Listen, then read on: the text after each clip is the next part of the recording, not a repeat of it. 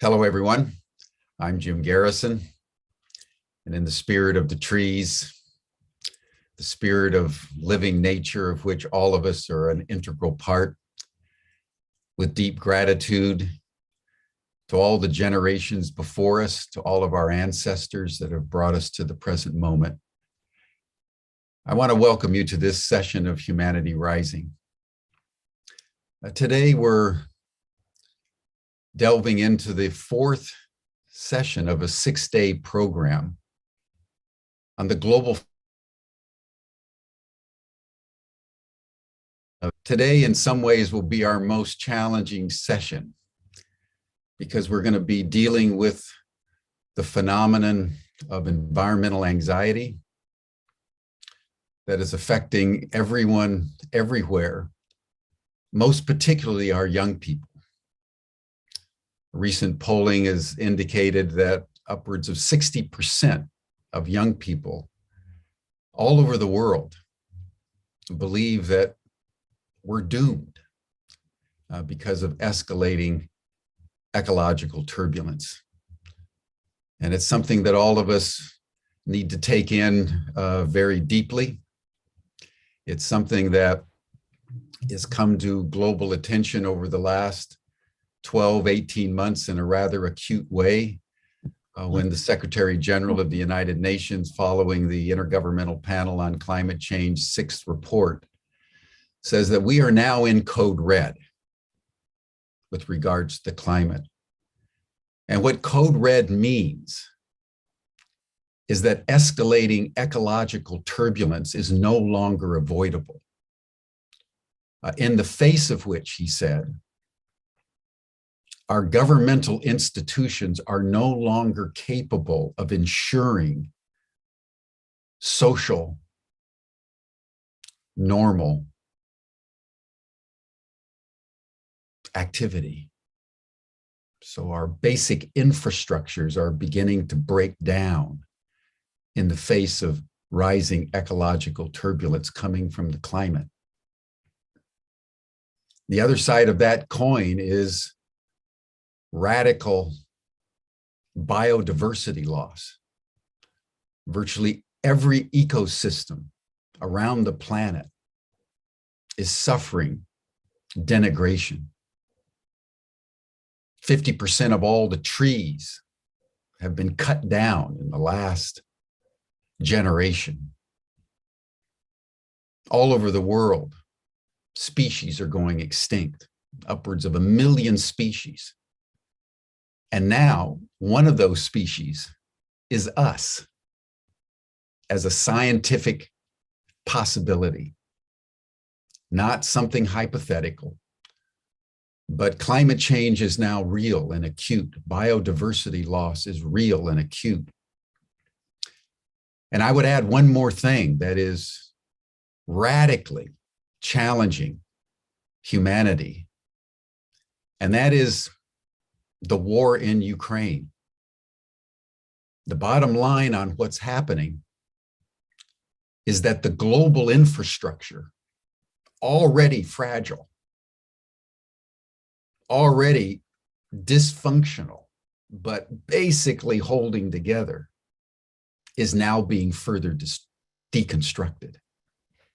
So humanity, as we have this program today, is experiencing simultaneously, I would say, an explosion of climate, biodiversity, deconstruction, and escalating turbulence, and an implosion of the very global infrastructure that we need to enhance international cooperation to deal with these challenges.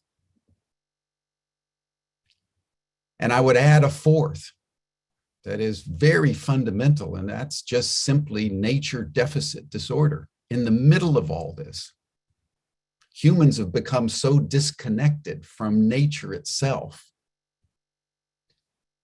that we no longer have the access, the possibilities for alignment, because we have become so disconnected.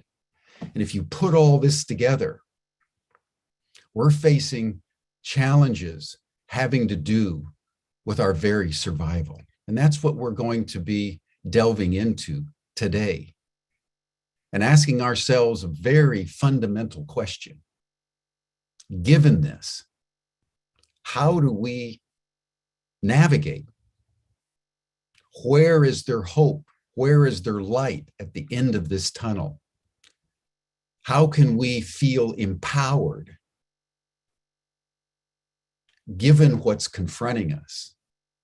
And how can we act together in such a way, not only with each other, but with the natural systems from which we've been cut off and are now spinning out of control, to bring a basic equilibrium together for humanity, because we've reestablished an equilibrium with the larger planetary ecosystem. So that's the subject that we're going to delve into. It's a deep subject. It's a challenging subject, but it's the bottom line. It's the question that humanity now needs to face collectively. Before we dive in, let us take a moment and let us pause, as we always do as we begin our Humanity Rising sessions. And let us just center ourselves in our bodies. Our bodies are nature. Our bodies belong to nature. We are children of nature. And for the next minute or so, let us breathe together. And let us center ourselves in our hearts. And let us love together. Let us feel each other at this moment while we breathe and while we commune through the beating of our hearts.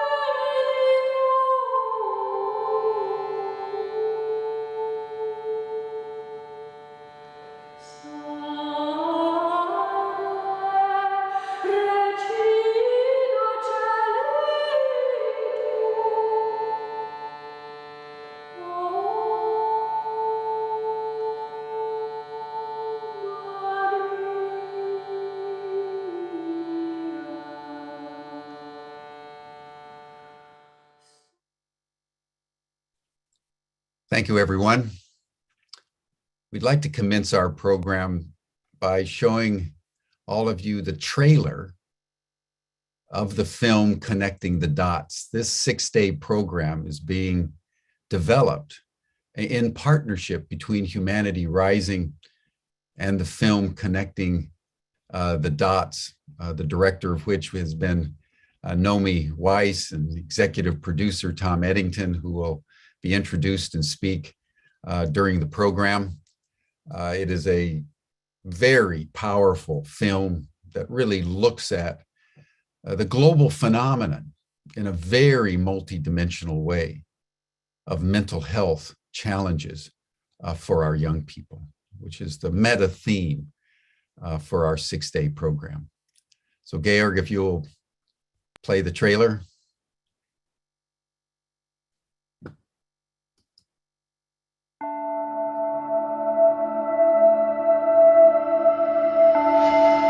Do people know what mental health is? Do people know what mental illness is? Every single one of you in here that's battling, every one of you that feels like you're alone, every one of you who feels like nobody understands you, how many of you relate to what I'm talking about? Raise your hand. There should be some kind of a system that talks about mental health problems in schools, like in lessons, just anywhere really. They're having to deal with a lot of very, very ill people rather than it being more about prevention. Youth mental health, it's the same story everywhere I go.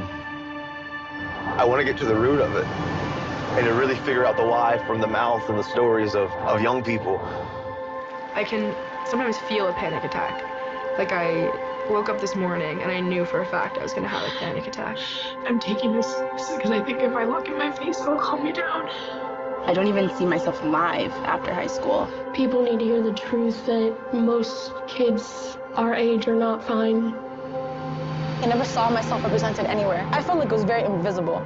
Not only being a woman, but a Black Muslim woman, I just thought that those problems were for everybody except people like me. I don't want other young people to feel the way I did growing up. Finally, I have a chance to fight the system. I think we need to start hearing from young people like myself when making policies related to somebody's mental health. There are so many things inherent to a space when you build it up properly that help people become more resilient and help people find community. When you make sure a space is safe, where you make sure that everybody feels welcome into a space, people feel like they can be themselves. I'm telling my story. It's literally making something painful inside beautiful. So sick of being unhappy because I'm so young, and I feel like I need to be able to experience the world in a positive, healthy way. I just wanted to be accepted for who I am, and I just wanted to be loved. It took me 5 years to finally open up about my mental illness, but it wasn't as scary as I thought. It was one of the best things I've ever done. Young people have to know that even though at times they may feel that they're in the darkness, if they can just know just to hold on, that light is going to come over the horizon. The minute we start talking about mental illness, then people will not be ashamed. I just really hope the world could change.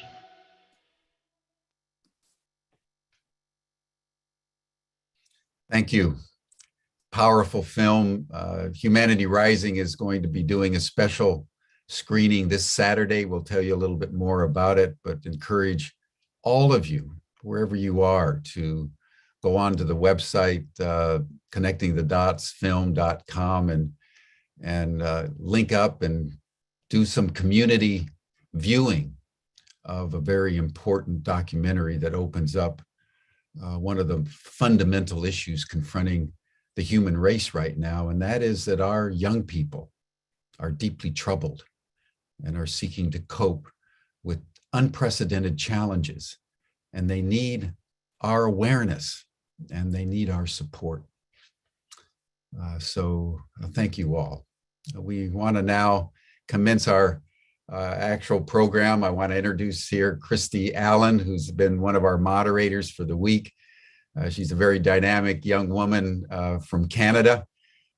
She works as a knowledge equity specialist in the organization Frame that is dedicated to youth empowerment. She has a master's degree from Simon Fraser University in public health. So Christy, thank you so much for your commitment to these issues. And I turn now the program over to you. Welcome. Thank you so much, Jim, for that wonderful introduction and that grounding practice to get us all started together. And welcome back to the Global Youth Mental Health Summit, everyone. We're so pleased to join you today for another exciting discussion. So let's recap a bit on what we've discussed already this week. On Monday, we explored the state of global youth mental health, and key themes included resiliency mindsets, finding sources of strength and support through community, toolkits and music, mind-body connections, and how shared understanding and preventative measures can promote positive mental health and well-being in young people. On Tuesday, we explored themes of belonging, community, and spirituality. We discussed how youth are innately spiritual beings and the importance of finding your community and knowing you're not alone. Yesterday's topic delved into gender and questioning, and we explored the importance of parents and youth alike finding commonality in their own questioning and learnings about gender, and the gifts that come from exploring these questions in safe spaces with supportive communities. To end our week, we'll be talking about parenting and youth mental health on Friday, and we'll be joined by all of this week's youth film participants. And then finally, on Monday, we'll share a rebroadcast of a previous event that explored mental health, substance use, and music, all taking place inside a life-sized harp, which is very cool. So we hope to see you at all of these events throughout the rest of our week. But as a reminder, if you do miss a session, not to worry, you can watch them back later. So let's delve into today's topic, which is environmental anxiety, and exploring the connection between the environment and youth mental health. The scientific data and many global scientific leaders have determined that this is the most critical decade in human history. If we don't significantly course correct, our lives, other species, and the planet will be changed forever. Today's youth understand this reality and the significance for the future that they will inherit. This harsh reality is contributing to what has been termed environmental anxiety, and finding hope in these seemingly desperate times is essential. Parents, educational, political, industry, NGOs, and other leaders have a responsibility to provide today's youth with a sense of hope. So today we're very excited to share in a global conversation with Dr. Jane Goodall, participants from the Connecting the Dots film, and director Noemi Weiss. So let's get started by introducing our panelists for today. I'm honored to introduce Dr. Jane Goodall. She came to world recognition in the 1960s through research on chimpanzees in Tanzania that was made famous through profiles in National Geographic. It was Dr. Goodall who transformed world perception of animals from its to he and she with names, personalities, and innate worth. She went on to champion animal rights and to found Roots and Shoots, a global organization of youth working for environmental and social justice. Welcome, Dr. Goodall. So joining Dr. Goodall today is Noemi Weiss, director of Connecting the Dots. Noemi is an award-winning writer, director, and producer that has spent over 20 years telling stories on the big and small screens, from her worldwide advertising projects to her award-winning documentaries. As a humanitarian and an advocate leader, Noemi journeys where stories take her to bring voices to the world's most vulnerable. Her films have been seen in more than 100 countries, receiving numerous awards, and most importantly, making a difference in communities around the world. Welcome, Noemi. We're also joined by Tom Eddington, an author, executive coach, and business advisor, and executive producer of Connecting the Dots. He holds an MS in Organization Dynamics from the University of Pennsylvania, and as a scholar of conscious leadership, he's passionate about bringing more conscious leadership into the world, which he does through his coaching and advisory work, film and media projects, and board positions. As CEO of Endangered.Global, he brings his commitment and experience to impacting climate change and biodiversity loss. And lastly, I'm very pleased to welcome participants from the Connecting the Dots film to share in this conversation. So today we're joined by Jake Bradshaw from Toronto, Canada. He's a recent graduate of Queen's University, where he studied politics, philosophy, and economics. And ever since his own struggle with depression and anxiety, he's been passionate about mental health advocacy. Jake is a co-founder of the Social Reset, an organization that's working to address mental health crisis by empowering young Canadians to spend less time in technology and more time connecting with the offline world. Welcome, Jake. And lastly, it's my pleasure to introduce Shannon Ackerman. She's a recent graduate of Eastern Kentucky University, where she majored in psychology, and she's currently pursuing her PhD in neuroscience at Kent State University. Shannon participated in the Connecting the Dots film during her freshman and sophomore year of college, which greatly contributed to her road to recovery from mental health challenges. So thank you all so much for joining us today for this important conversation. And I'm very pleased to now turn it over to Dr. Goodall to share her expertise on today's topic. Well, thank you. And thank you for inviting me to this important and fascinating event. It's a pity we can't all be together, but I guess we've all got used to a virtual world. Anyway, as Jim said so eloquently, we are going through very grim times, not only environmentally, but socially and politically too. And this war with Ukraine causing so much human suffering. And you know, I've been on this planet long enough. I lived through World War II. And at the end of World War II, we said, never again.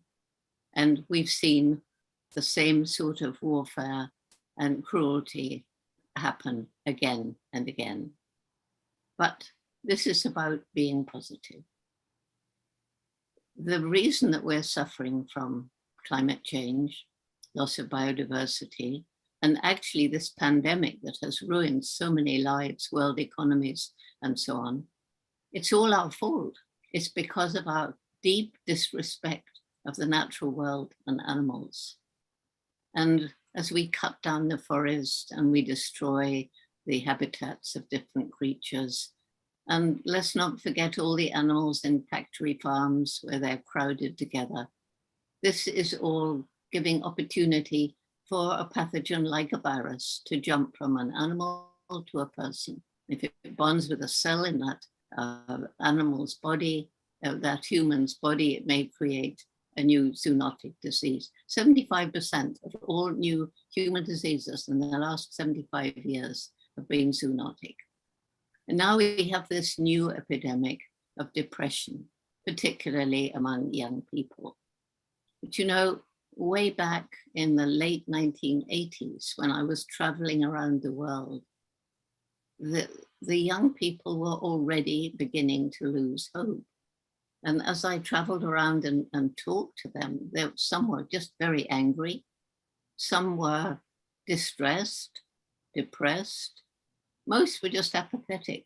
They didn't seem to care what happened. And so I began asking them, why do you feel this way? And they all said more or less the same, because you have compromised our future and there's nothing we can do about it. Well, of course we've compromised your future, all of you young people who are listening. In fact, we've been stealing your future ever since probably the agricultural revolution, certainly since the Industrial Revolution. But when the young people said there was nothing they could do about it, there I didn't agree. And that's why I began our program, Roots and Shoots. It began in Tanzania with 12 high school students, and they were depressed about various things that were going wrong around them. And they wanted me to fix it. I said, well, you know, I love Tanzania, but I'm not Tanzanian, but maybe together we can come up with some solutions. So they came from 8 different schools. And I told them to go and gather the friends who felt the same. And we had a meeting. And at that meeting, we decided the main message of Roots and Shoots would be every single one of us makes some impact on the planet every single day.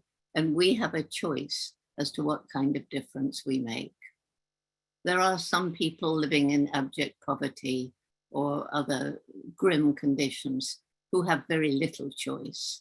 But others of us, we can choose what we buy, what we eat, what we wear. We can ask questions like, how was it made? Did it harm the environment? Was it cruel to animals?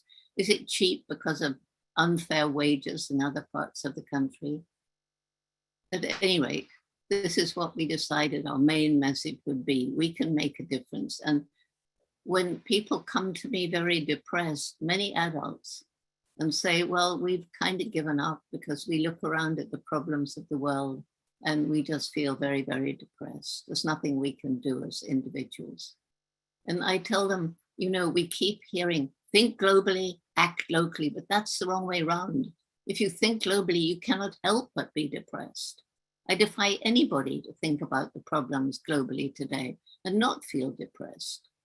But it's the wrong way around. I say to them, well, where you live, is there anything you care about? Do you worry about homelessness? Are you thinking about the refugees from Ukraine? Well, get together with some friends and discuss what can we do about this situation. You can raise money. You can, if there's a lot of homelessness, you can volunteer in soup kitchens. You can work out programs whereby surplus food is delivered. You can grow organic food, clean, healthy food. You can help depressed people find ways of making a difference. And when you do something like that and see that you have made a difference, even a tiny one, that makes you feel better. And then, of course, you want to feel better still. So you do more. And as you do more, it's like a kind of outward circle. You gather people in because they become inspired by your passion. And then knowing that around the world there are other people just like you doing the same little things, then you dare to think globally. So Roots and Shoots that began with these 12 high school students is now in 65 countries around the globe. It's got members in kindergarten. We've even got a few little preschoolers. It's very strong in university and everything in between. Very strong in high school too. And we decided at that first meeting that because everything in nature is interconnected, so are all the problems that we face today interconnected. So we decided that every group of roots and shoots would choose, they would choose. We wouldn't dictate, it wouldn't be top down. They would choose problems relevant to the country they lived in, perhaps their culture, their religion, their age, the environment, but one to help people, one to help animals, one to help the environment.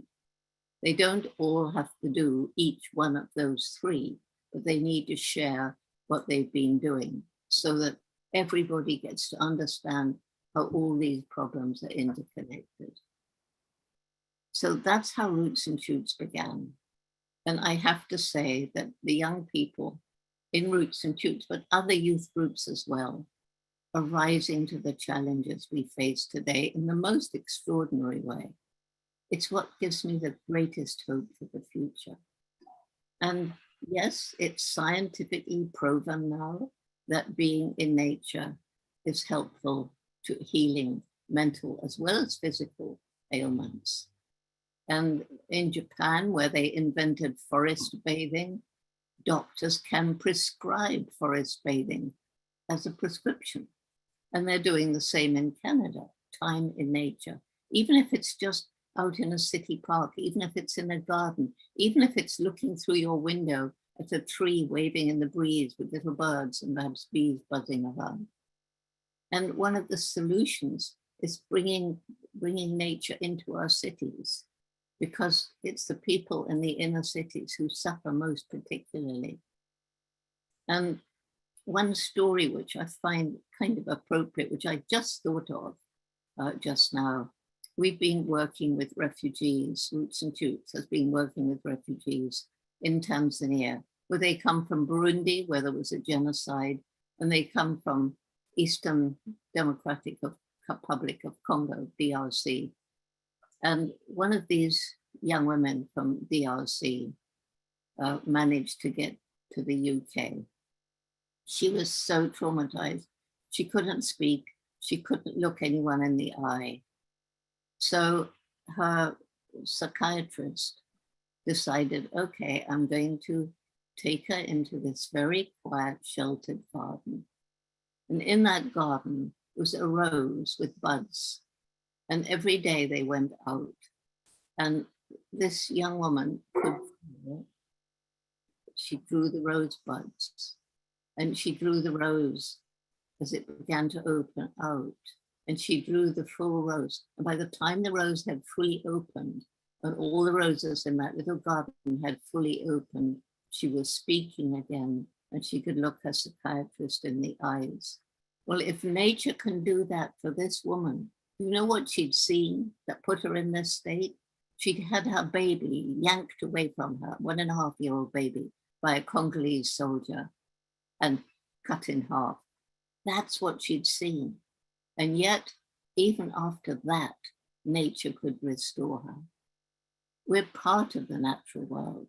We depend on it for air, for water, for food, for everything. But as Jim said, what we depend on is healthy ecosystems.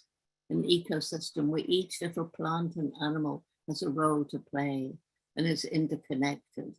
And I see it as like a beautiful tapestry of life. And as a species becomes extinct, it's as though we pull a thread from that tapestry. And if we pull enough threads, the tapestry hangs in tatters and the ecosystem will collapse. And that's what's happening. But it's just so important that young people who are depressed find a way that they can actually take action, because it's the taking action and knowing that other people are taking action that leads to hope.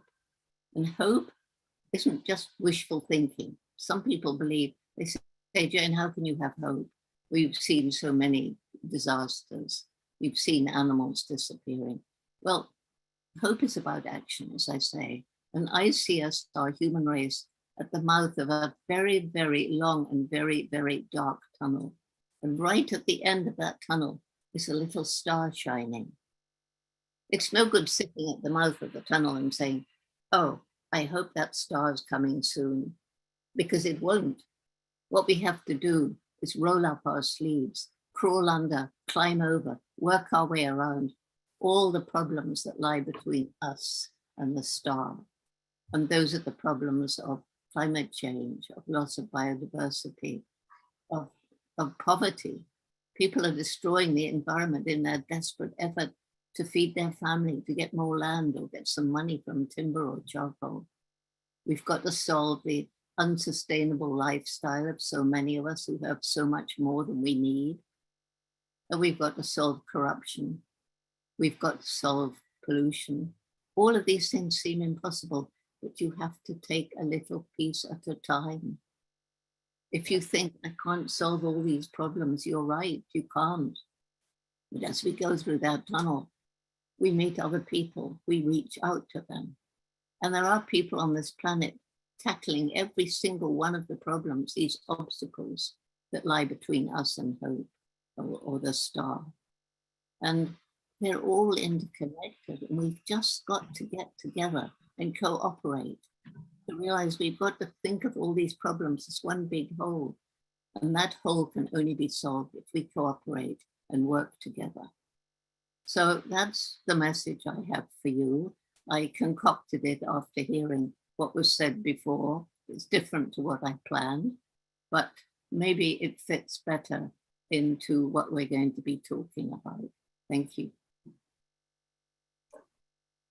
Thank you so much, Dr. Goodall. There's so much wisdom in what you shared, and I think I'd like to turn it over to the rest of our participants. Noemi, please go ahead. Yes, well, thank you so much, Dr. Goodall. I'm really moved by your words, and I sympathize with a lot of what you're saying. If I can relate it to my work and the film, I'm proud to say that Connecting the Dots for me is the first film that we have done digitally completely, no paper. And to have been able to do a production without any paper has been a challenge, but I don't have any more printers at home. Nobody had used any paper, and we managed to sign all documents and to travel around the world to tell these people's stories without paper. So it was a big contribution and consciousness, but more so when you talk about the importance of being in nature. A big challenge for me when thinking about the narrative of the film, dealing with youth mental health and so many people sharing so many difficult stories, my decision was to film outside, outdoors, and bring nature to the story. 95% or maybe more of the film has been shot in the outdoors, not to the liking of my sound person, who was complaining all the time.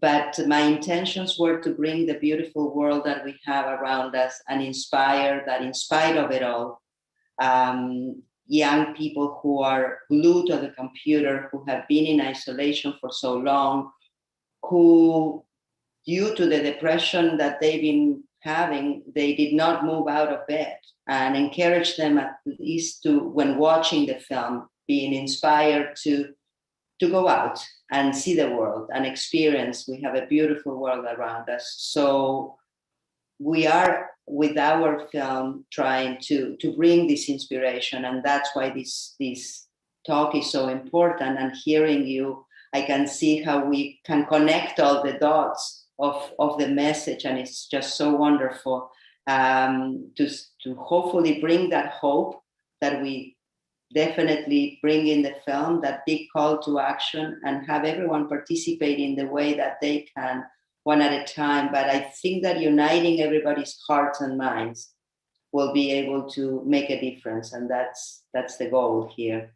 So that's my part right now. Thank you so much.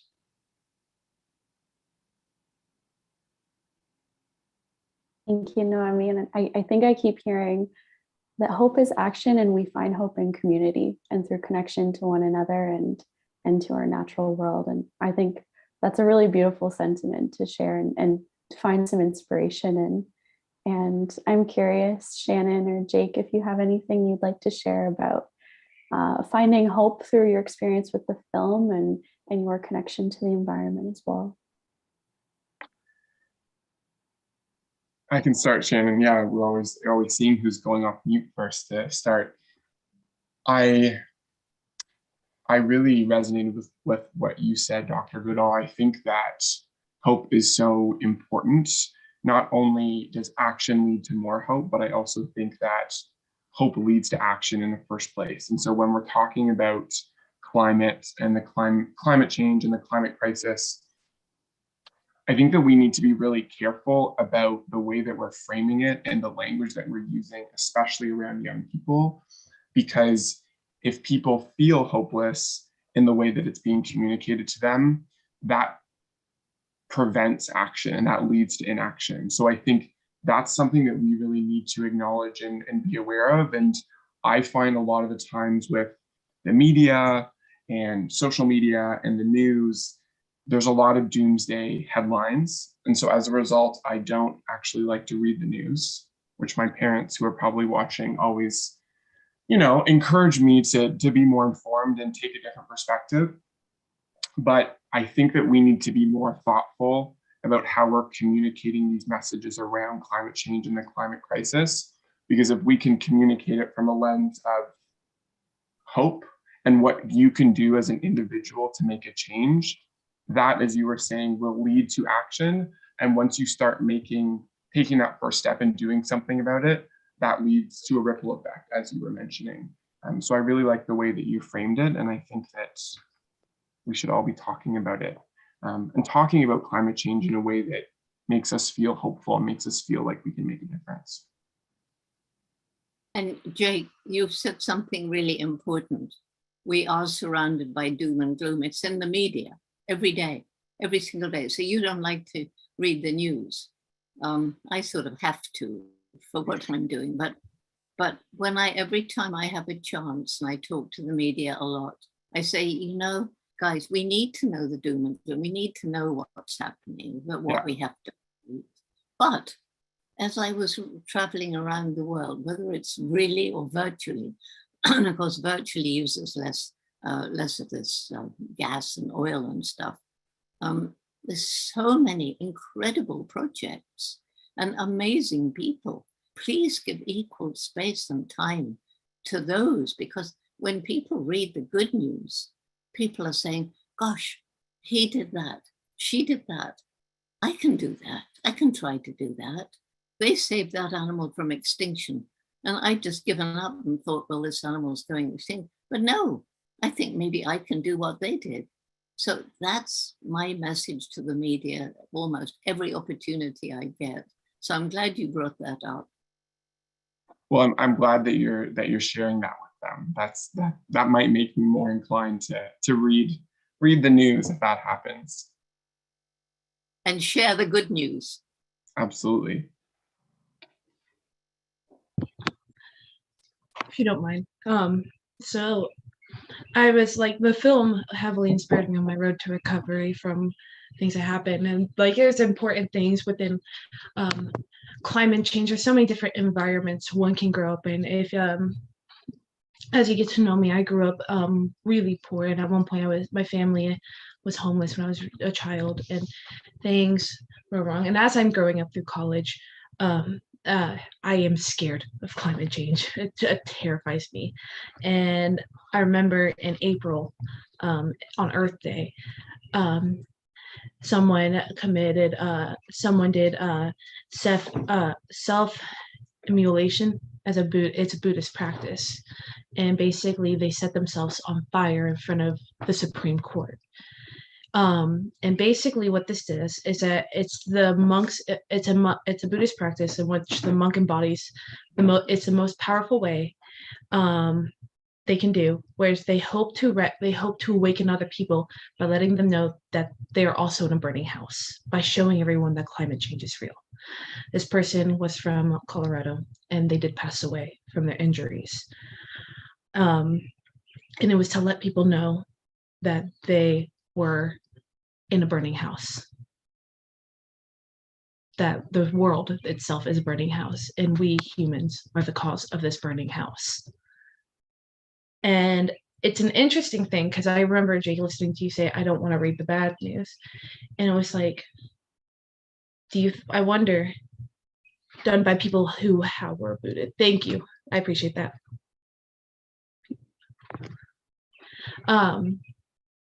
But I was interested by what you said, Jake. I think sometimes the news can also be a good wake-up call too, even though sometimes it can be dooms and glooms. Like, I hated listening to the news. All my parents do is listen to the news. Every time I go into the car, it's like, turn off the radio. It's like, I don't want to listen to it anymore. I'm so tired of hearing it. Because I listen to the same 2 channels, and they're both just wrong, each one of them. But sometimes it can be a good wake-up call, because it's just like, that's what's going on. And so it just genuinely makes me think about that kind of stuff, because sometimes it's a good wake-up call for me, because climate change scares me, but I didn't know how bad the house was burning down until I read that headline. And I agree. And I think there's, as Dr. Goodall was saying, there's a place for us to acknowledge the crisis and what's happening. And we all have to sit with that fear and that anxiety and that uncomfort, because it is scary. And I think even Jim's introduction at the beginning, I was sitting here watching, and I was starting to feel a little bit panicky and anxious. And I think it's really important to sit with that, and it's important to acknowledge. However, it's also important to take that fear and that anxiety, as you were saying, and turn it into something and mobilize people. Because I think the alternative, if you're feeling really anxious and you're feeling hopeless, is to crawl into bed and remove yourself from the world. And right now, we need every single person believing that their actions can make a difference.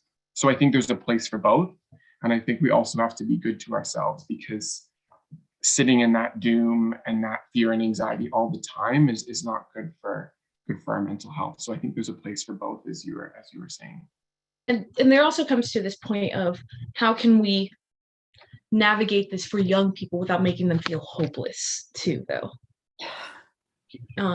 Because that's also a good thing. Like, we have to have this big thing, because as adults, like, we can't always have to keep hearing bad things to have a wake-up call.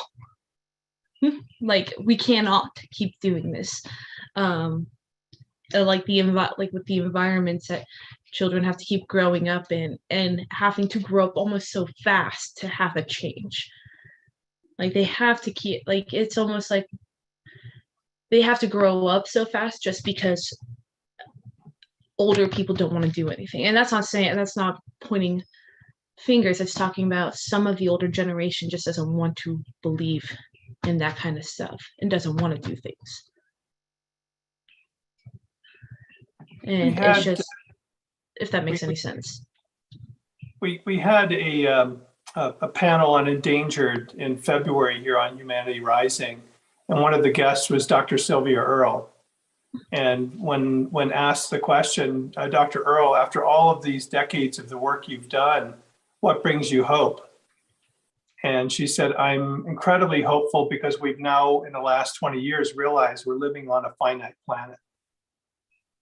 And when you understand that it's not unlimited resources, that there is a finite number of resources, it changes your consciousness, it changes the way you see the world. And so she shared that's what brings her hope. And we had American author Charles Eisenstein on one day, and Charles said he's not worried about the climate and the climate change. What he's more afraid of is that we're going to use technology, and people are going to be living in concrete buildings, separate from nature, watching a virtual reality of nature, eating food that's grown in a factory, and will be disconnected. And that dystopian future makes him much more afraid. That horrifies me.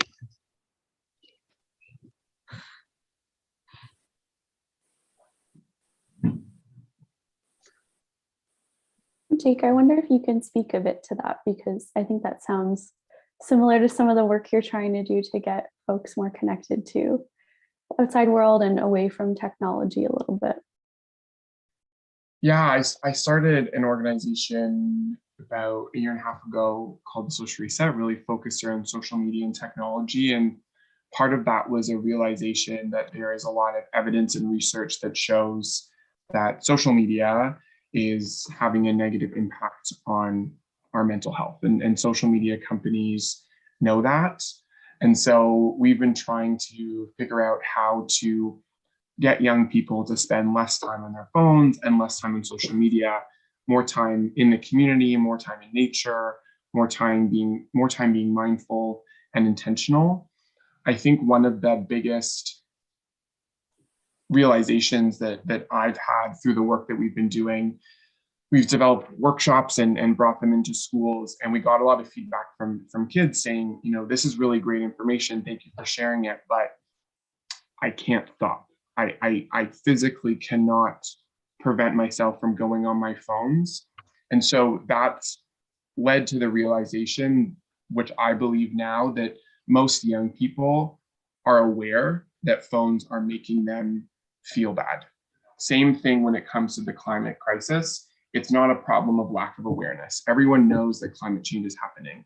Everyone knows that their phones are harming them in different ways. And so I think the realization that we came to is that a lot of people are using their phones as a coping mechanism. A lot of people are using their phones because of an underlying feeling of a lack of connection and community.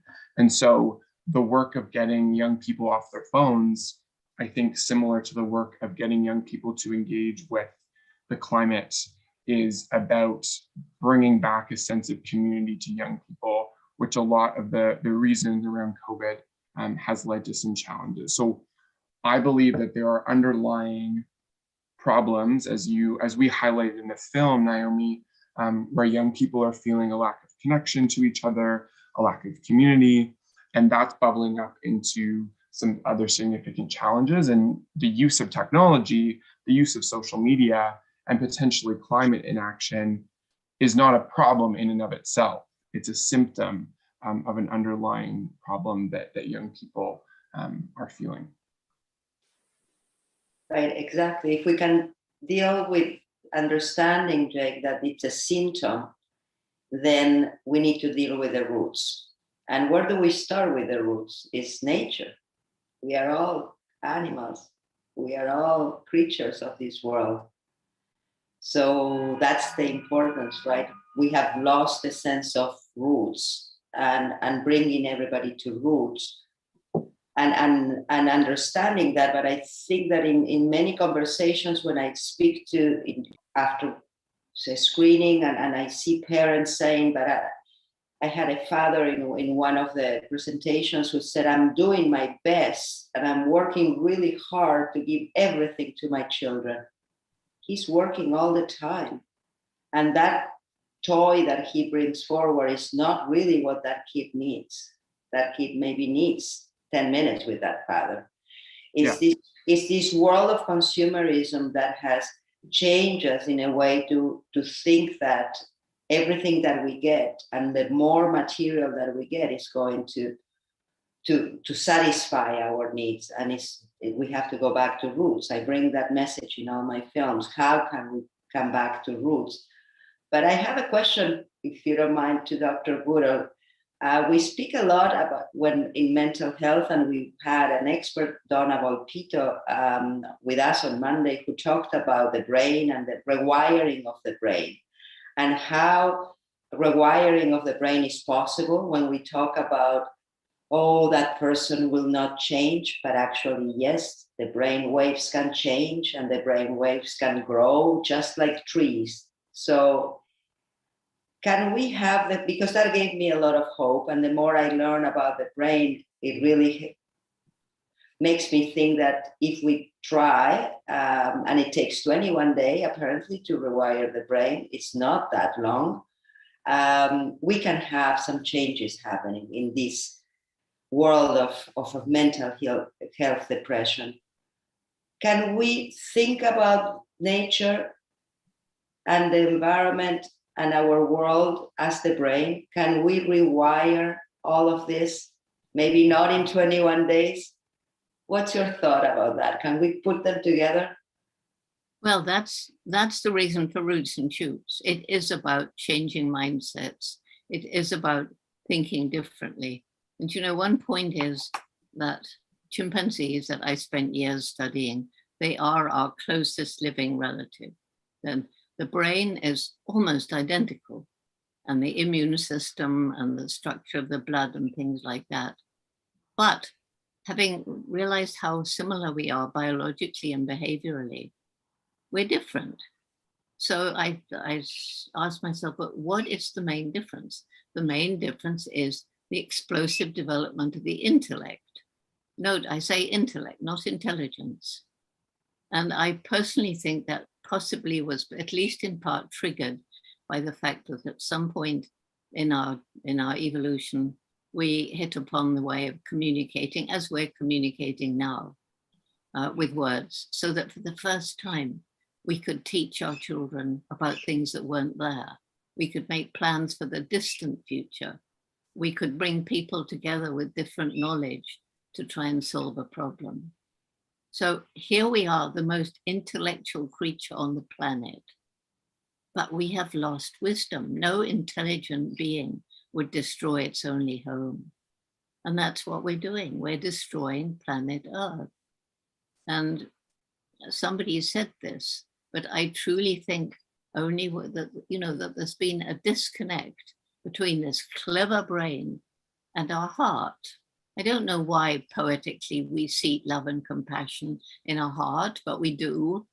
And so only when head and heart work in harmony can we attain our true human potential. But let's face it, our potential is huge. And another reason for hope, and I think, you know, rewiring the brain of the planet, if you like to think of it that way, is the fact that scientists are beginning to turn their minds, their brilliant minds, into things like renewable energy and ways of depolluting things, and simple things like changing from intensive factory farming, which is totally destroying the planet, totally destroying biodiversity, destroying the soil, and we all depend on the soil with all these chemical pesticides and herbicides, polluting the ocean with all this artificial fertilizer. But people are now beginning to realize the importance of going back to the old ways and perhaps enhancing them with things like permaculture, talking about regenerative agriculture, talking about rewilding the landscape, big areas of land being set aside. So what you're talking about is happening.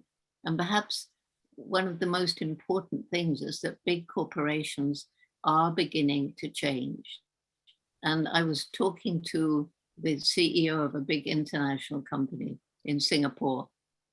And he said, Jane, for the last 10 years, I have really been working to make my company an ethical company. And he said, that means the salaries of the people in the countries where we source our products must be fair. They must actually be, you know, related to the sort of wage they would get if they were in the US or UK or something. We want to help the communities where they live. We want to ensure good wages and living conditions along the supply chain. We want to have ethical practices, saving electricity, turning off lights, all that kind of thing in our home offices. And we want to treat our customers fairly. We don't want to cheat them by charging too high prices. And he said there were 3 reasons why this took place in my mind. He said, firstly, I saw the writing on the wall. I saw that we were using up nature's finite natural resources faster than, in some places, than nature could replenish them, which would be the end of it all. Secondly, consumer pressure. People who are more aware, and providing they're not living in poverty, which of course we must alleviate, can make choices as to what you buy. Did it harm the environment, etc.?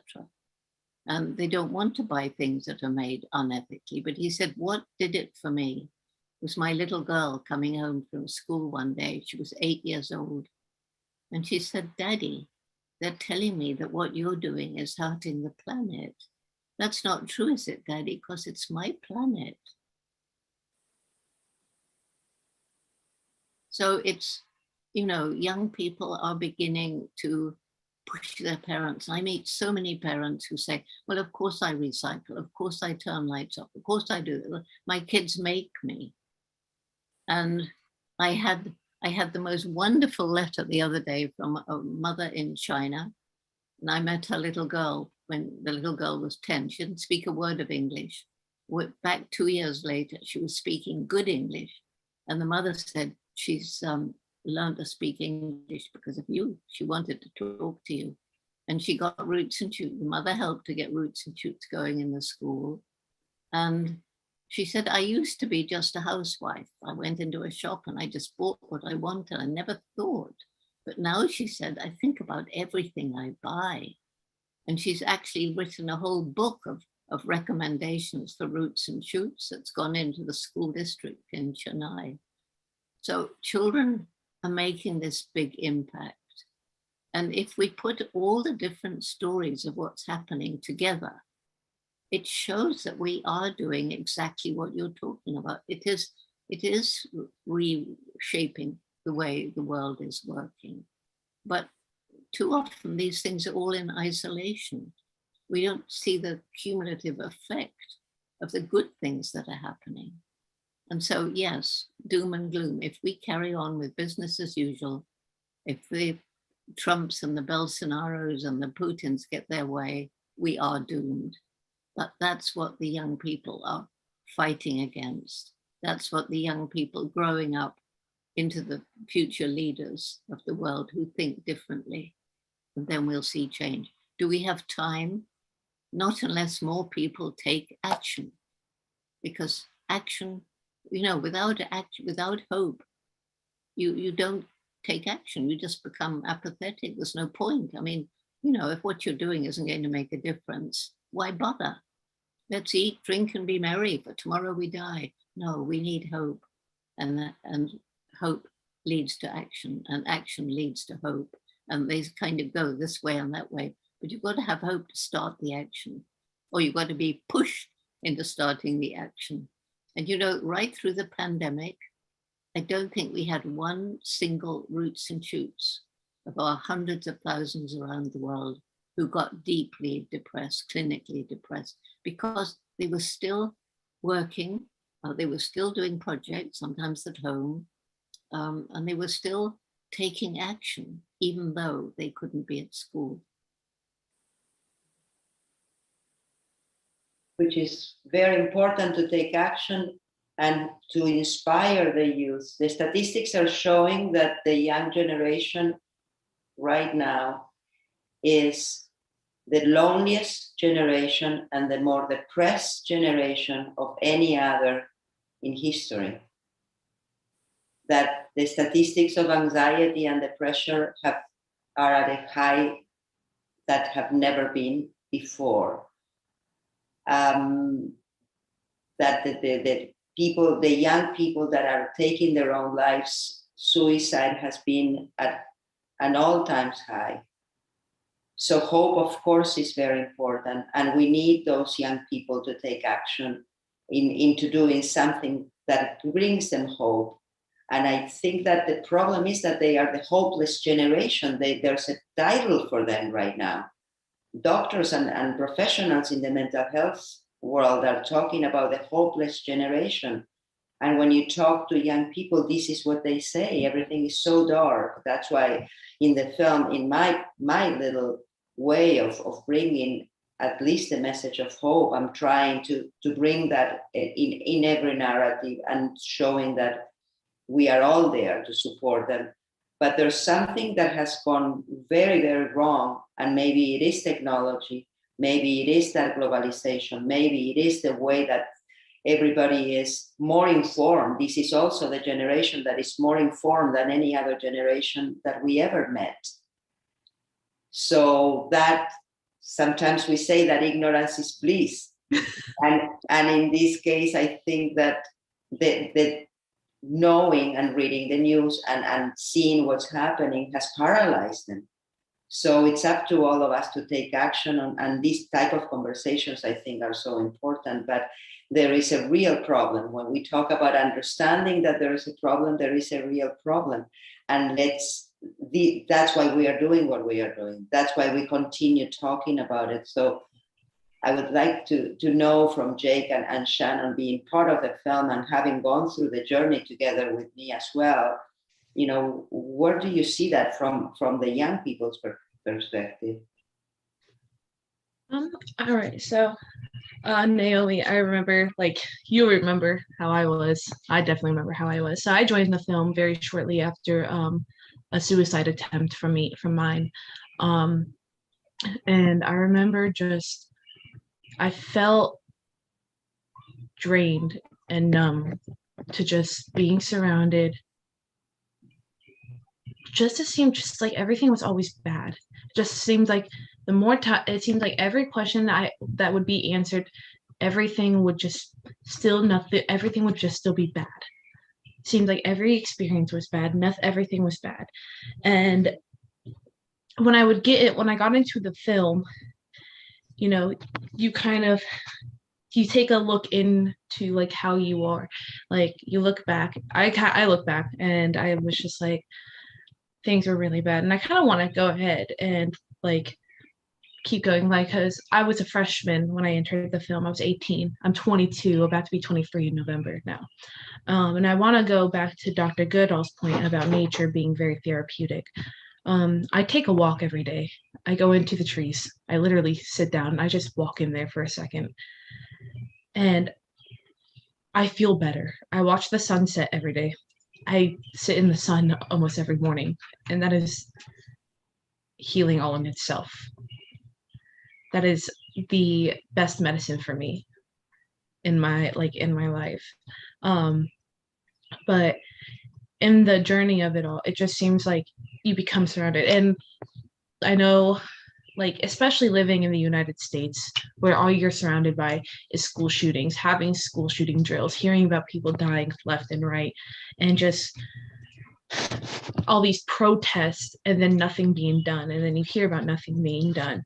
You just get numb to nothing. You just become used to nothing getting done.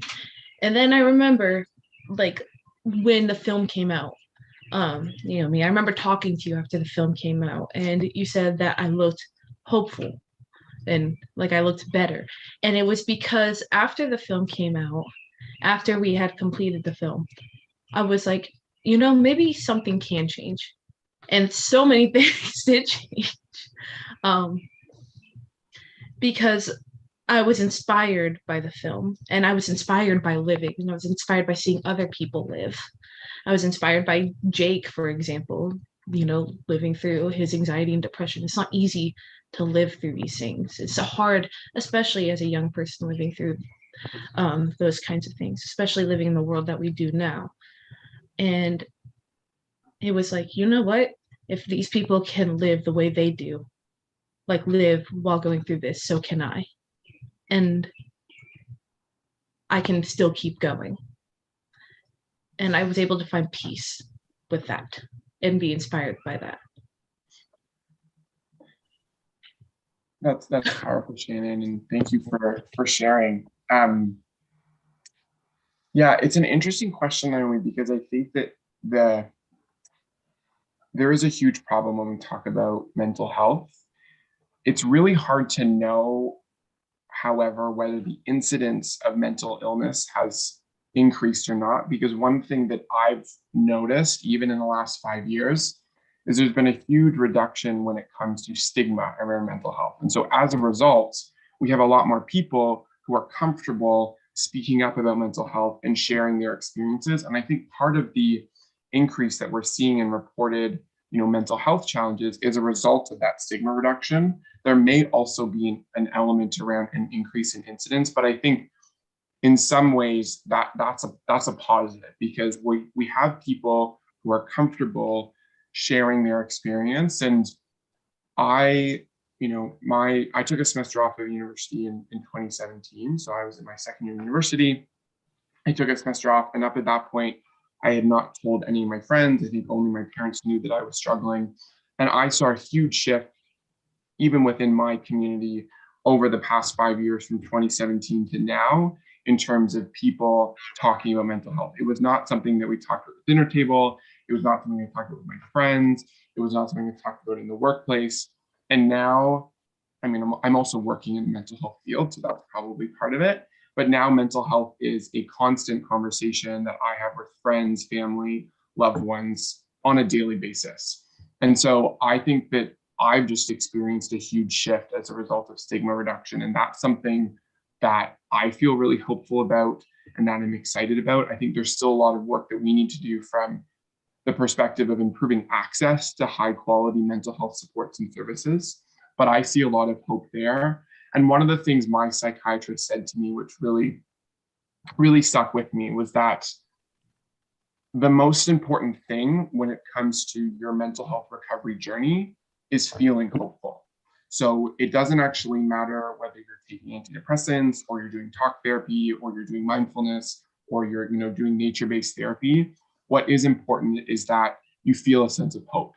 And hope can come from so many different places, and it's unique to individuals. Sometimes hope means going on a walk and seeing the sunshine and feeling happy. Sometimes hope means having 5 minutes of a break from the way that your mind has been, making you feel negative throughout the day. And I think it can come from really small things. It doesn't need to be a big action. And I think that's something that's really important, and something that I really believe. And I think it's great that we're talking so much about hope, because it applies both to mental health, but also to the climate crisis as well. Maybe picking up on that, and thank you, Shannon and Jake, that was beautiful. What is it that those of us who are older can be doing to support you? And Christy, if you want to jump in as well, what is it that we older generations can be doing to support you and your peers to help you on this journey? With mental health or climate change, or both? Or hope, mental health, climate change, just how can we best support you and your generation? I think I'll start, and then I can pass it to you, Shannon. I think one of the things that's really hard when it comes to mental health is you cannot solve someone else's mental health problem. And me as someone with mental illness can't solve it either. It's something that's not going to go away. And I remember a conversation that I had with my parents when I first saw a psychiatrist, and the three of us went into an appointment, and my parents asked the psychiatrist, what can I do to help Jake? What can I do to support him? Because as a parent, you want to fix, I don't think fix is the right word, but you want to solve their mental health challenges. And my psychiatrist said, there's nothing that you can do to fix or support this person. And so I don't think that's necessarily the right way to think about it. But the point was that this was something that I had to help and manage on my own. And so I think the role of a parent, an adult, a loved one is all about being there for the person who is struggling. So you're not there to necessarily give them solutions, to give them advice. Something that my parents laugh and I laugh about a lot, unsolicited advice. That's not necessarily your role. Your role is to be there, is to love them, is to show them that you care about them, that they're important to you. And when they're having a bad day, to be at their side, hold their hand, give them a hug and tell them that it's going to be okay.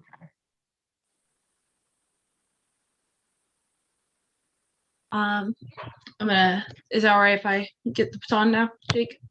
Totally. Awesome. Conversations like these are fantastic. Keeping up these conversations. Sometimes people ask, what can we do to support the other generation? Naomi's film was probably the best way to start it. And then things like these are also the best way to start it, is to keep having conversations to stop stigmatizing mental illness. Now, anxiety and depression are slowly becoming destigmatized, but we still have tons of mental health disorders that are still stigmatized: schizophrenia, borderline personality disorder, and it all ranges. And like Jake said, unsolicited advice is not there. And yes, Jane M. and Jake said it too. Listening to each other is just the very beginning. And sometimes the best person to talk to from the standpoint of somebody who has struggled with mental health is a stranger. Naomi had the benches in the film. And I remember I was watching the film with my parents, and they were like, "That is such a good idea. Why don't we have that here in the US?" Like that was such a good idea, just to like sit there and talk to somebody and say what you're going through, because sometimes you don't want to talk to your parents. Sometimes you don't want to talk to your friends.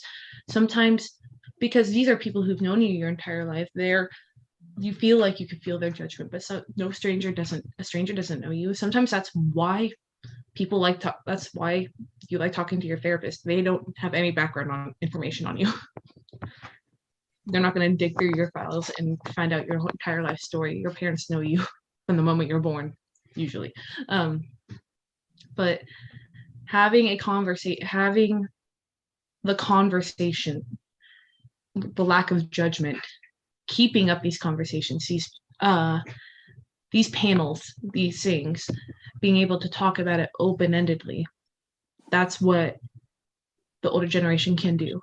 And to continuously try to understand it without offering unsolicited advice is good. And how about for you, Christy? And thank you, Jake and Shannon. Great question, Tom. And it was actually going to be my question to Dr. Goodall, but in my work with mental health advocacy, I think for me, it comes back to when I support youth and caregivers in mental health system transformation efforts, we really focus on two things, and that's capacity building and allyship. So capacity building is starting together from the same place. And so really sharing the information needed to start together in a good way. And that will look different for every opportunity. And then allyship is having that person who can support you along the way. And a lot of that is informal in relationship building. And so I think that really leads to feeling empowered to take action and to do something. And when you have those two things in place and you let young people lead the way and families lead the way, really beautiful things can happen. And I think Dr. Goodall's example of Roots and Shoots, of having these groups direct what they would like to work on, is a really fantastic way to help young people feel empowered to create their own solutions and be hopeful. I'm just going to add one thing that I forgot, and I put the link in the chat, but there's a fantastic resource called Be There, which was developed by Dr.org, which is all about how to support someone who is struggling, and they give examples and steps and videos. And I think it's a fantastic resource just to learn about what your role is and how you can support someone else who's struggling with their mental health.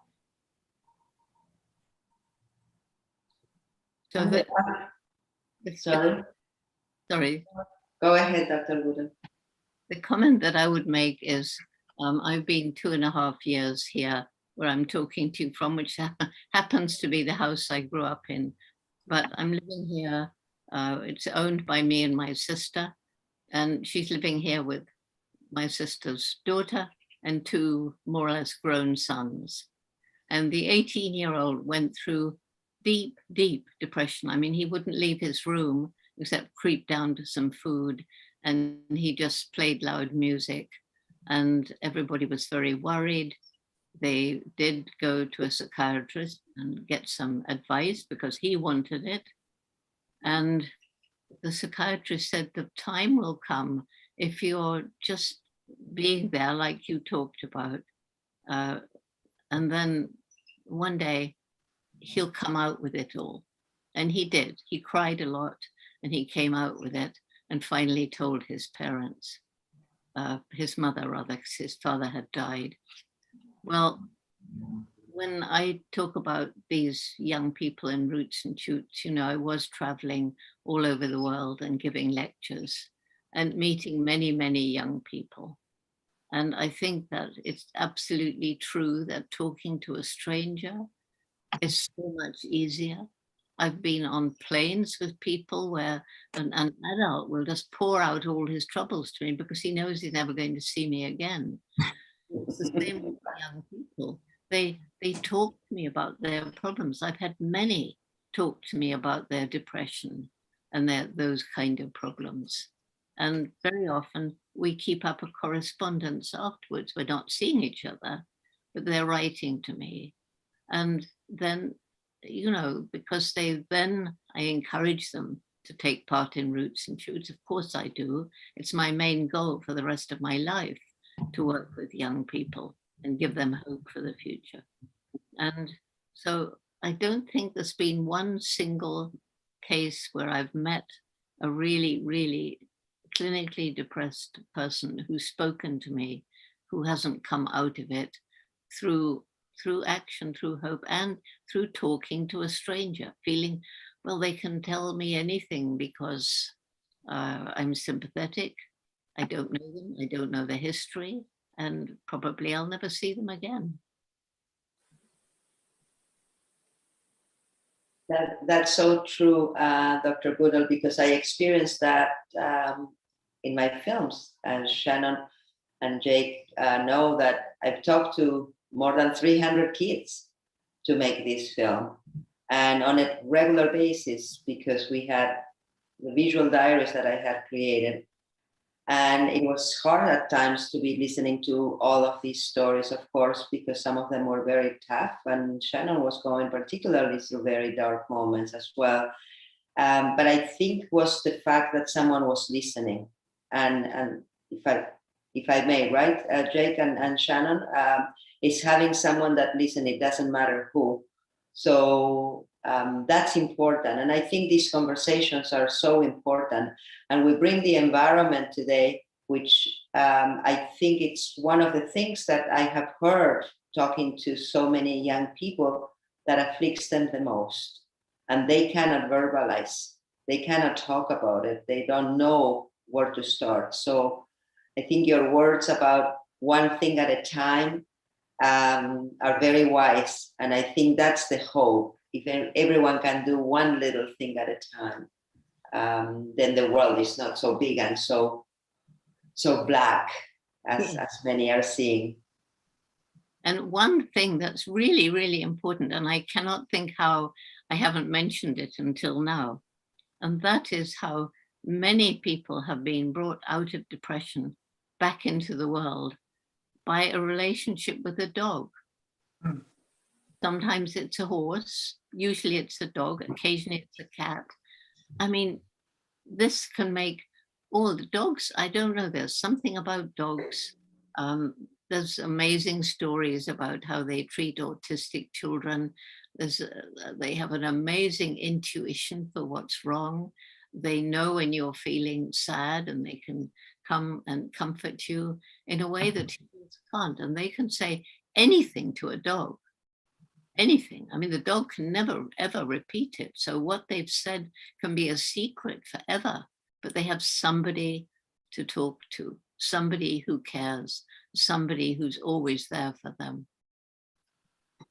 Dr. Goodall, I'm so glad you bring that up, because my little cheerleaders, my dog is right next to me right now, and she's been cheering us all on throughout this conversation. And I'd like to bring Jim back in to help us finish out this really wonderful conversation today and explore some of what we talked about so far. Thank you, Christy. Thank you, everyone. It's been a very powerful dialogue. you know, and it reminds me of the classic definition of the difference between a pessimist and an optimist, that it's not in their analysis. The difference is that the optimist thinks that they can do something about it. And to your point, Jake, earlier, and Jane, your point, and Shannon and others, what gives hope, I think, is this notion that in the midst of all the craziness and chaos, we're actually doing something about it, whether in one domain or another. So I just wanted to bring in that optimism is based on one's sense of empowerment in the face of the external environment. You know, one thing I wanted to ask you, Jane, since we have you, and you've been laboring for, since the 1960s, if I remember correctly, with the chimpanzees in East Africa there. What would you say, what is the condition of the chimpanzees today after this kind of the 60 years of curation that you have been providing? Because I think that would give us a barometer, a little microcosm of both the challenges and also the possibilities for hope, given your particular attachment to that species that's so close to us in DNA and personality and type. They're too close to us, Jim. They're not my favorite animal by far. They're too like humans. I didn't really start the task of seeing what could be done about protecting them until 1986. I was just studying them. I was in my own beautiful Gombe world in the rainforest, and the best, most wonderful days of my life. And then at a conference, actually in Chicago, we brought the people studying chimps in different parts of Africa together for the first time. When I began, it was just me. By then, there were 7 other field sites. That's when I learned that forests were disappearing, that chimp numbers were dropping. I left the conference as an activist. I went as a scientist. And so what's happened during those years?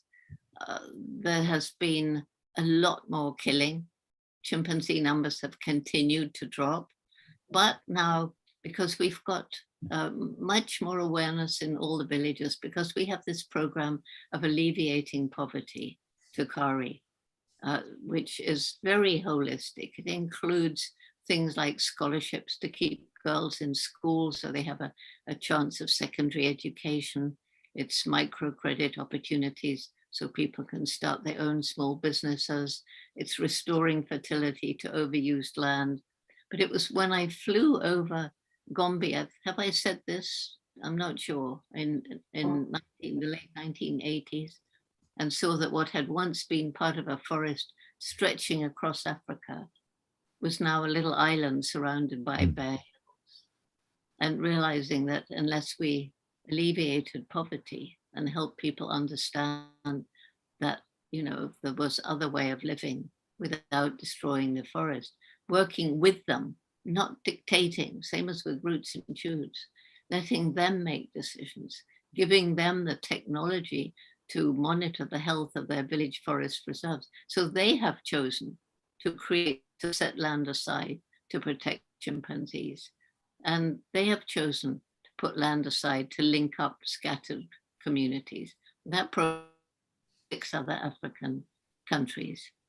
So there are areas which would have gone, but for us, chimpanzees, small communities struggling in really, really tough environments in Mali, for example, where it's hot and dry, and fascinating to see how the chimps react to that. But if we hadn't been working there, those chimps would have gone because the Dinka people were hunting them.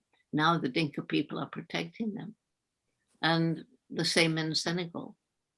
So, okay, we've saved some chimps, probably quite a lot, but fighting the international wild animal trafficking, we're fighting it, we're working with it, but you know, it's it could be depressing. So you have to concentrate on what we have done. The chimps who are still alive, the people who understand that, you know, it's not good for their own future if they go on destroying and killing. So I can't really answer your question except to say it's given a lot of people hope. A lot of people now have much better lives. That gives me hope that if we spread this program, more people will have hope, more people will have better lives. And so in Africa, we're making a difference. That's all I can say. Well, the fact that you're still making a difference in the ways that you are is an inspiration to people worldwide. You know, I was watching David Attenborough's latest film the other day, age 93, I think he is now, and still out there with all his heart, you know, speaking and doing his documentaries.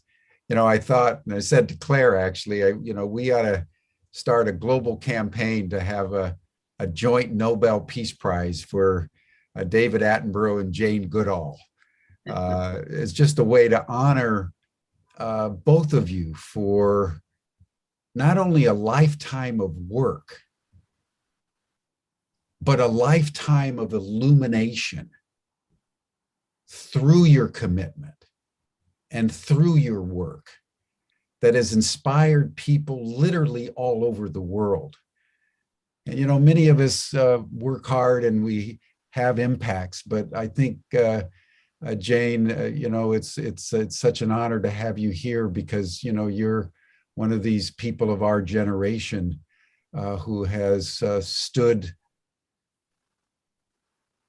tall and wide your whole adult life in a way that has had a global impact. So as we bring this session to a close, I want to just honor that and honor you that these young people, as you've heard, you know, have respected and loved you from afar, and it's something that's well deserved and needs more widely to be honored and acknowledged. So I just want to thank you for being you. Well, Jim, all these decades. Thank you for saying all that. But, you know, I owe so much to my mother who supported my dream when everybody else laughed at me when I was 10. And I've got the most incredible teams of people working to help because you can't do it alone. You need to gather. And there's such amazing people in my teams around the world that's another reason for hope. The people you have who you can rely on and trust and count as friends who help in the battle. Yeah. It takes a village. It takes a village indeed. And so just thank you on behalf of all of us. Thank you. Thank you. Now, Nomi, do you want to make any final comment? And then Christy, maybe you can say a word about tomorrow. I know that we're going to be having a special screening through Humanity Rising of the documentary on Saturday. And Shannon MacArthur will put the information and the link in the chat box. But Nomi, any final comment you would like to make? And then Christy, say a few words about tomorrow, then we'll bring it to a close. Thank you, Jim. Well, it's been a very enlightening moment to share this panel discussion with all of you and Dr. Goodall. It has been wonderful to be sharing this conversation with you. My father told me when I was very little that I should never lose hope. And that's part of my motto and doing human rights films with very difficult topics. I do need to know what's wrong in order to bring them to life, but you're always bringing hope. So thank you. Thank you for your wisdom, for your dedication, for your commitment, for everything that you're doing. It's very inspiring. And it's such an enormous honor and pleasure to have you with us. Jake and Shannon, thank you for being such ambassadors of the message and continuing to inspire young people around the world not to lose hope. Seeing you both talk about it so eloquently today in where you are today, that's the hope. So thank you for continuing with me on this mission, committed to everybody who share their stories with us. Christy, as usual, you've been great. Thank you so much for holding us all together, and Tom and Jim as well for offering this platform. To the audience that has joined us today, I would love to thank you for being part of this conversation. Let's follow the advice of Dr. Goodall. Each one of us, let's do one thing at a time. Today, think about what you're eating, think about what you're doing, think about where you're going and how you're spending your time. For the sake of your children, if you're adults, maybe just have a little conversation with them, just check in and see how they are doing. And if you have a chance that it's not raining outside, go out and see what's happening in the world. I invite you to join us all in what we are doing and trying to bring this conversation together. Raise your hand and be with us, and join us at connectingthedotsfilm.com and see if you can continue the conversation in your community by bringing the film and sharing and opening up the discussion. So thank you all. Thank you, Nomi.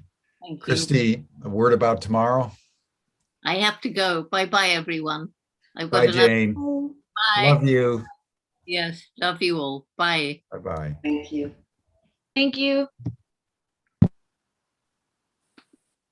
Right. Thank you so much, everyone, for joining us for today's panel, and to all our participants for being so active in the chat. We see you, and we appreciate all the connections that you're making throughout this discussion. So for our final discussion of the week, we're going to explore parenting and youth mental health. Our modern society has become disconnected from the earth and each other, and the state of natural mental health has been lost as a result of the loss of good psychological, social, and environmental conditions. In the past, these healthy conditions were created by family and community, which held the core values in common, supported each other, and provided needed support. And we've forgotten how to achieve harmonious relationships and be effective parents. So reconnecting with ourselves, with each other, and with nature holds the promise of achieving a healthy environment for youth and families to thrive. So tomorrow we'll be joined by Dr. Meredith Sagan, again, Noemi Weiss and Tom Eddington and Jim and the folks from Humanity Rising, and we'll be accompanied by the youth film participants from all around the world who previously joined us this week, and we'll reflect on what we've collectively shared and what we need to change for a brighter future ahead. Back to you, Jim. Thank you, Christy. Thank you all. This has been a marvelous session. You know, I always just feel privileged when I'm in the presence of someone like Jane Goodall, knowing who she is and what she's stood for and how she radiates love and compassion and deep caring at a global level. You know, she's one of the most widely recognized people in the world. There's very few places where she's not recognized for who she is. And so it was an honor. So thank you, Tom. Thank you, Nomi, for bringing her into our community today. That will do it for us for now, everyone. You're all invited to the after session chat group. You'll see the link in the chat box. You're welcome to join us. We'll see you then tomorrow for the 5th of 6 sessions on the global phenomenon of youth mental illness, where we'll be focusing, as Christy said, on parenting and community as we hold our young in love and compassion. Thanks, everyone. Bye for now. Thank you all. Thank you.